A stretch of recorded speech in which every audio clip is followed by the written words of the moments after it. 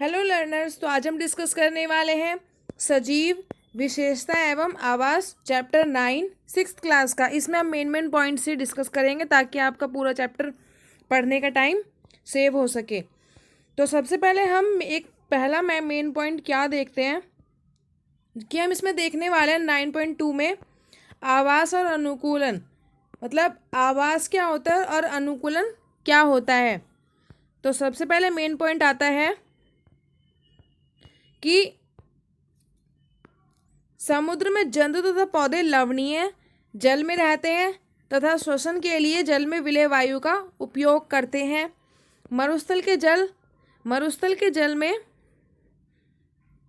में जल बहुत कम मात्रा में उपलब्ध होता है और मरुस्थल दिन में बहुत गर्म रहता है और रात में ठंडा हो जाता है।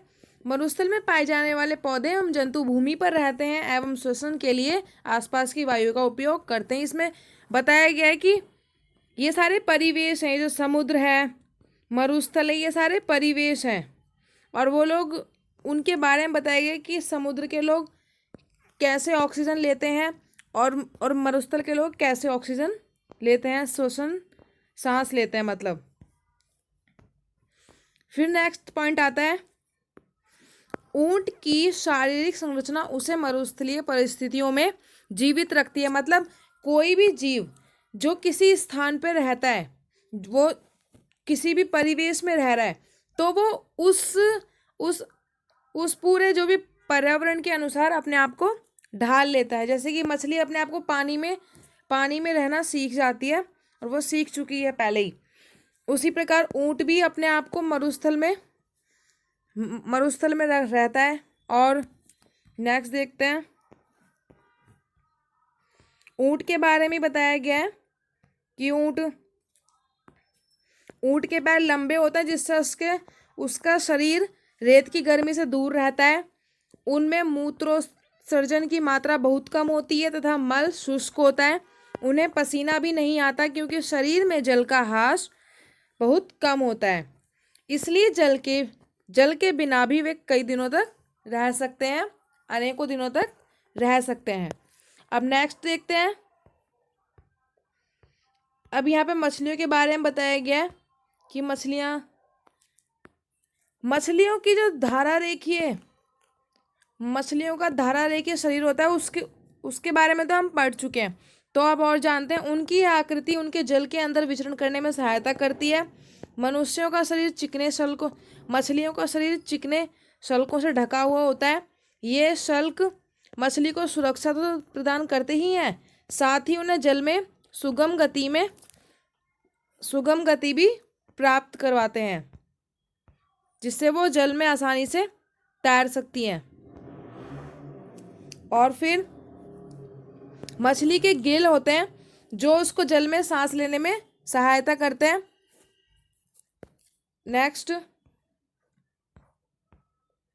नेक्स्ट आता है यहाँ पे अनुकूलन की डेफिनेशन। अनुकूलन होता क्या है? जिन विशिष्ट संरचनाओं एवं स्वभाव की उपस्थिति किसी पौधे अथवा जंतु को उसके परिवेश में रहने की योग्य बनाती है, उसे बोलते हैं अनुकूलन। और फिर नेक्स्ट है आवास को देखते हैं। आवास क्या होता है? किसी सजीव का वह स्थान जिसमें वह रहता है आवास कहलाता है। जैसे कि मनुष्य कहाँ रहता है? घर में रहता है। वो घर जो है मनुष्य का आवास है। चिड़िया घोंसले में रहती है, चूहा बिल में रहता है, सांप भी बिल में रहता है। आवास का अर्थ है वास स्थान, मतलब एक घर। नेक्स्ट देखते हैं क्या पॉइंट है। आवास भी कई प्रकार के होते हैं, स्थलीय आवास और जलीय आवास। तो फिर सबसे पहले इसमें स्थलीय आवास के बारे में बताया गया। स्थल पर पाए जाने वाले पौधे एवं जंतुओं के आवास को स्थलीय आवास कहते हैं, जैसे कि वन, घास मैदान, मरुस्थल, तटीय, पर्वतीय क्षेत्र, ये सारे स्थलीय आवास के उदाहरण हैं। और फिर जलीय आवास क्या होता है? जलीय आवास के एग्जाम्पल है जलाशय, दलदल, झील, नदियाँ, समुद्र।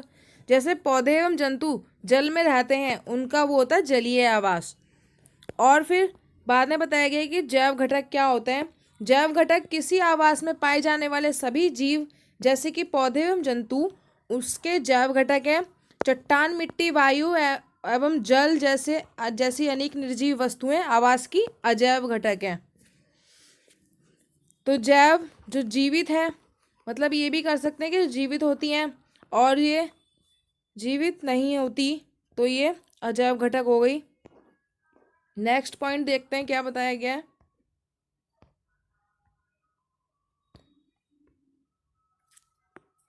अल्प अवधि में किसी एक जीव के शरीर में होने वाले ये छोटे छोटे परिवर्तन पर्यानुकूलन कहलाते हैं। जैसे कि कोई व्यक्ति गर्म स्थान से ठंडे स्थान में जाता है तो उसको काफ़ी टाइम लगता है उसके अपने आप को पर्यावरण के अनुसार ढालने में, तो उसे बोलते हैं, उस पूरे कार्यकाल को बोलते हैं, उस पूरे समय को बोलते हैं पर्यानुकूलन। तो नेक्स्ट देखते हैं अब हम, फिर आता है हमारा अनुकूलन अल्पकाल में नहीं होता। अब अनुकूलन के बारे में जानते हैं। अनुकूलन जो है वो अल्पकाल में नहीं होता। हजारों वर्षों की अवधि में किसी क्षेत्र के अजैव घटकों में परिवर्तन आते हैं। वे जंतु जो इन परिवर्तनों के प्रति अपने आप को नहीं ढाल पाते वे मर जाते हैं। केवल वे जीवी जीवित रह पाते हैं जो अपने आप को बदलते परिवेश के अनुसार अपने आप को अनुकूलित कर लेते हैं। अब ये बताया गया है यहाँ पे विभिन्न आवासों की यात्रा, मतलब अब हम विभिन्न आवासों के बारे में जानेंगे। कुछ स्थलीय आवास क्या होते हैं, जैसे कि मरुस्थल के बारे में जानने वाले हैं हम। तो मरुस्थल के बारे में जानते हैं, इसमें इसके बारे में मेन पॉइंट क्या बताया गया है।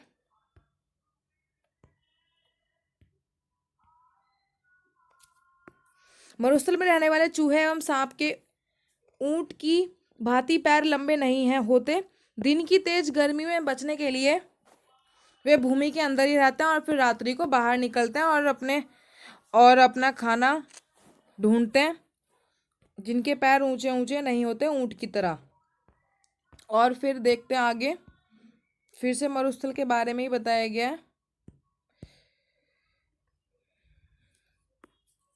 मरुस्थलीय पौधे वाष्पोत्सर्जन द्वारा जल की बहुत कम मात्रा निष्कासित करते हैं। मरुस्थलीय पौधों में पत्तियां या तो अनुपस्थित होती हैं या फिर बहुत छोटी होती हैं। कुछ पौधों में पत्तियां सूल की तरह, मतलब कांटों की तरह होती हैं। इससे पत्तियों से होने वाले वाष्पोत्सर्जन में कमी आती है। जैसे कि इसका एक बहुत अच्छा एग्जाम्पल है नागफनी। नागफनी को राजस्थान में ढूंढ देखते हैं। और फिर इन पौधों में प्रकाश संश्लेषण सामान्यतः तने में होता है। तना एक मोटी मोमी परत से ढका होता है जिससे पौधों को जल संरक्षण में सहायता मिलती है। अधिकतर मरुस्थलीय पौधों की जड़ें जल अवशोषण के लिए मिट्टी में बहुत गहराई तक चली जाती हैं। अब देखते हैं पर्वतीय आवास। पर्वतीय आवास के बारे में जानते हैं। ये आवास क्षेत्र सामान्यतः बहुत ठंडे होते हैं। इनमें तेज हवाएं चलती हैं। कुछ क्षेत्रों में शीतकाल में हिमपात भी होता है। पर्वतों पर सुना होगा आपने बर्फ भी पड़ती है, तो उसी का एग्जाम्पल है यहाँ पे। पर्वतों पर कुछ पेड़ पौधे कैसे होते हैं, ऐसे होते हैं ताकि उनकी जो बर्फ ऊपर से पड़े तो ये नीचे को ढल जाए, नीचे को चली जाए। तो ये ऐसे चोंच वाले होते हैं, ऊपर को चोंच होती है और नीचे को फैलते जाते हैं ये। और ये राजस्थान मतलब मरुस्थलीय क्षेत्र में ऐसे पाए जाते हैं। ये उनमें कांटे हैं। ये नागफनी का और ये वाला कैक्टस का पौधा है। अब आगे देखते हैं। पर्वतीय पेड़ों के बारे में ही बताया गया इसमें कि सामान्यतः जो वृक्ष होते हैं वो शंकुआकार होते हैं। इनकी शाखाएं तिरछी होती हैं और इनमें से कुछ वृक्षों की पत्तियां सुई के आकार की होती हैं। इससे वर्षा का जल एवं हिम सरलता से नीचे की ओर खिसक जाता है। पर्वतों पर वृक्ष भिन्न आकृति एवं आकार वाले वृक्ष भी मिल सकते हैं। पर्वत पर जीवित रहने के लिए इनमें से कुछ अन्य प्रकार का अनुकूलन हो सकता है। और जो है पर्वतीय क्षेत्र में पाए जाने जंतु भी वहाँ की परिस्थितियों के प्रति अनुकूलित होते हैं। उनकी मोटी त्वचा होती है और फर ठंडे से उनका बचाव करते हैं। शरीर को गर्म रखने के लिए याक शरीर लंबे बालों से ढका हुआ होता है और पहाड़ी तेंदुए के शरीर पर फर होते हैं। यह बर्फ पर चलते समय अपने पैरों को ठंड से बचाता है। नेक्स्ट आगे, जैसे जैसे हम पर्वतीय क्षेत्रों में ऊपर चढ़ते जाते हैं परिवेश का स्वरूप बदलता जाता है और हमें विभिन्न ऊंचाइयों पर पाए जाने वाले जीवों के अनुकूलन में विविधता दिखाई देती है। अब हम जानते हैं घास स्थलों के बारे में। शेर वन में अथवा घास स्थल में रहता तथा एक ऐसा शक्तिशाली जंतु है जो हिरण जैसे जंतुओं का शिकार कर उन्हें मारकर खा जाता है। यह मटमैले रंग का होता है ताकि ये शिकार को आसानी से पकड़ सके। और शेर के अगले पैर के नखर लंबे होते हैं जिन्हें वह पादांगुलियों के अंदर खींचकर छिपा सकता है और उसका मटमैला रंग शिकार के दौरान उन्हें घास के सूखे मैदानों में छिपाए रखता है। नेक्स्ट देखते हैं, जैसे कि यहाँ पे इमेज दिखाई गई है, इसमें आसानी से हम शेर को नहीं देख सकते और ये हिरण है। शिकार को पता भी नहीं चलता, चेहरे के सामने की आंखें उन्हें वन में दूर तक शिकार खोजने में सहायता करती हैं। एक दूसरा जंतु हिरण जो वन या घास स्थल में रहता है, पौधे के कठोर तनों को चबाने के लिए इसके मजबूत दांत होते हैं। तो जो भी इनकी क्वालिटी है वो सारी उनको अपने पर्यावरण के अनुकूल रहने में सहायता करती हैं। वे अपने आप को ढाल लेते हैं। नेक्स्ट देखते हैं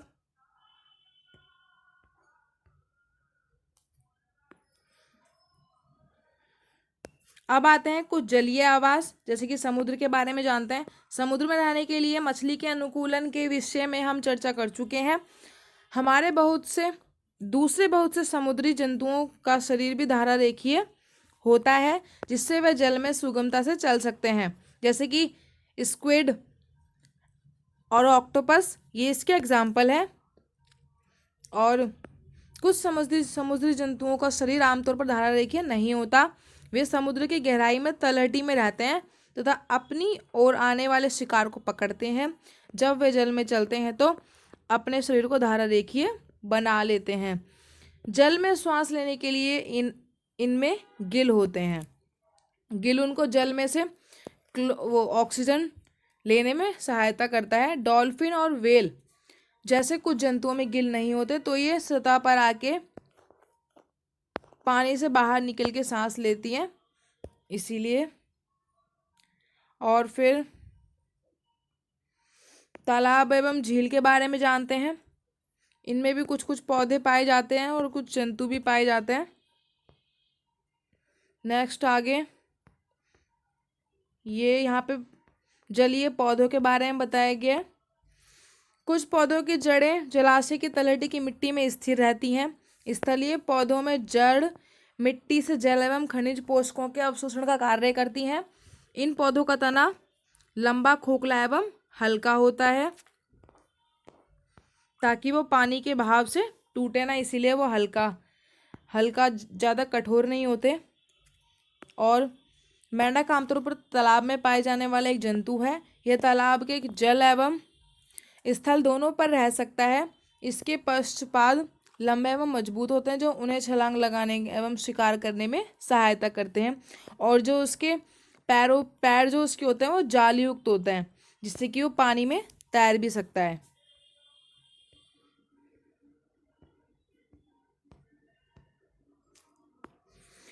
वृक्ष, ये सारे वृक्ष आरोही लता, विसर्पी लता, छोटे बड़े या मेषरे, ये सब उदाहरण है वन में पाई जाने वाली वस्तुओं के।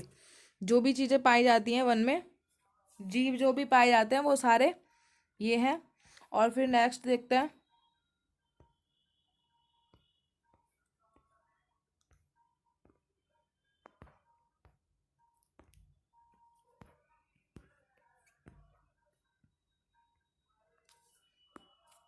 जब हम श्वास छोड़ते हैं तो शरीर के अंदर की वायु बाहर निकल जाती है। श्वास लेना श्वसन क्रिया का एक हिस्सा है। श्वसन क्रिया क्या होती है? जब हम सांस लेते हैं और अंदर लेते हैं और फिर छोड़ते हैं, उसे बोलते हैं श्वसन क्रिया। श्वसन में अंदर ली गई वायु की ऑक्सीजन की कुछ मात्रा का उपयोग होता है और फिर बाद में हम उसको बाहर निकाल देते हैं। कार्बन डाइऑक्साइड और ऑक्सीजन के साथ दोनों ही निकलती है बाहर। और फिर केंचुआ कैसे सांस लेता है? केंचुआ तो केंचुआ त्वचा द्वारा सांस लेता है। मछली के गिल होते हैं सांस लेने के लिए।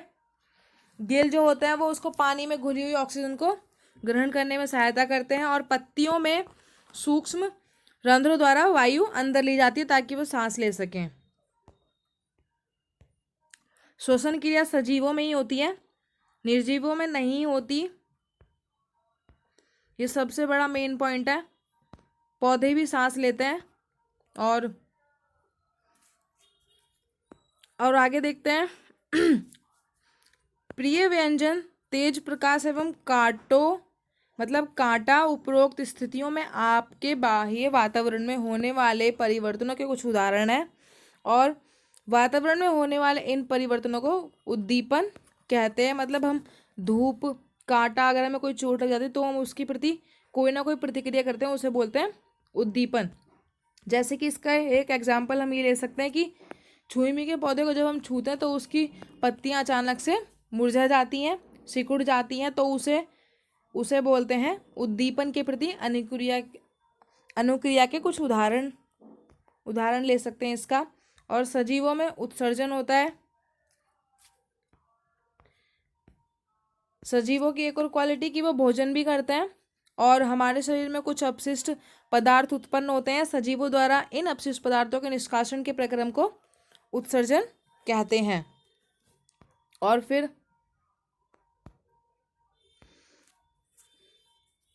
सभी सजीव भोजन करते हैं। नेक्स्ट आता है, क्या सजीव प्रजनन भी करते हैं? हाँ, सजीव प्रजनन भी करते हैं। प्रजनन का मतलब होता है अपने ही जैसे और जीवों को पैदा करना। तो कुछ होते हैं जो अंडे देते हैं और कुछ सीधा बच्चे पैदा करते हैं। जीवों को डायरेक्ट पैदा करने वाले भी होते हैं। दो प्रकार का प्रजनन होता है। और बीज उत्पादित करते हैं। हम उन्हें अंकुरित करके नए पौधे उगा सकते हैं। मतलब पौधों को हम किस लिए कैसे उगाते हैं? अंकुरित करके पौधों को उगाया जा सकता है। और जंतु द्वारा अपने समान संतान उत्पन्न करते हैं। और प्रजनन का ढंग सबका अलग अलग ही होता है, हम देख चुके हैं, ये बता चुकी हूँ मैं। और कुछ पौधे बीज के अतिरिक्त अपने कायिक भागों द्वारा भी नए पौधे उत्पन्न करते हैं। ये सब इनका प्रजनन का ही एक तरीका है। पौधे कैसे करते हैं और जीव जंतु कैसे करते हैं और मनुष्य कैसे करता है। जैसे कि गाय, और यहाँ पे कुत्ते, बिल्ली और गाय दिखाए गए, तो ये भी ये अंडे नहीं देते, ये सीधा बच्चों को जन्म देते हैं। नेक्स्ट देखते हैं। यहाँ हमारा होता था चैप्टर खत्म। अब हम देखते हैं कि ये तो गेहूं की बोरी में कुछ गर्मी उत्पन्न होती है। क्यों होती है? अगर आपने किसी गेहूं की बोरी में हाथ डाला होगा तो उसमें से ऐसा लगता है कुछ गरम गरम। तो वो क्यों निकलता है?